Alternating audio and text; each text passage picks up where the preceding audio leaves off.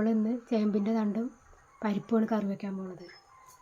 നമുക്ക് ഈ പരിപ്പ് പാത്രത്തിലേക്ക് ഇട്ട് കൊടുക്കാം. ചട്ടിക്ക് വെള്ളം ഒഴിച്ച് കൊടുക്കാം.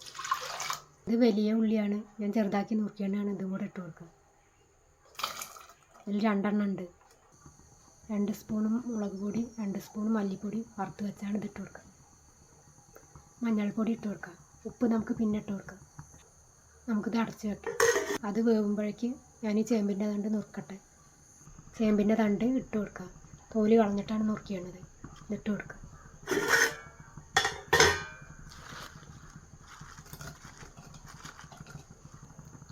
നമ്മൾ ഇതിലേക്ക് ഉപ്പിട്ട് കൊടുത്തിട്ടില്ലല്ലോ, അപ്പോൾ ഉപ്പിട്ട് കൊടുക്കുക.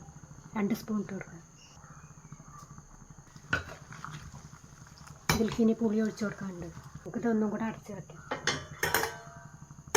ഇനി നമുക്ക് ഇതിലേക്ക് പുളി ഒഴിച്ച് കൊടുക്കാം. നമ്മൾ സാധാ ഒഴിക്കണ പുളി തന്നെ ഒഴിച്ചാൽ മതി, സാമ്പാറിക്കൊക്കെ ഒഴിക്കണ മാതിരി.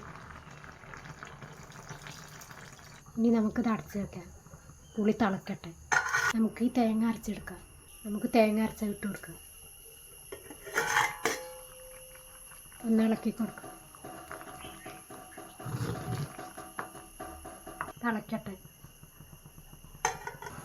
നമുക്ക് തുറന്ന് നോക്കാം. അത് നല്ലോണം തിളച്ചിടണം. ഇനി നമുക്കിത് വറുത്തിടണം. അപ്പം നമ്മളിത് വറുത്തിട്ടുള്ളൂ. വറ്റൽമുളകും കടുകും മാത്രമേ ഇട്ടിട്ടുള്ളൂ. ഇതൊന്ന് ഇളക്കി കൊടുക്കുക. അപ്പം അത് ഇരുന്നിട്ട് ഒന്നും കൂടെ കുറുകിയാണ്. നിങ്ങളിതുപോലെ ഒന്ന് ഉണ്ടാക്കി നോക്കണേ. ഇഷ്ടപ്പെട്ടെന്ന് വെച്ചാൽ ഒന്ന് സബ്സ്ക്രൈബ് ചെയ്യണേ.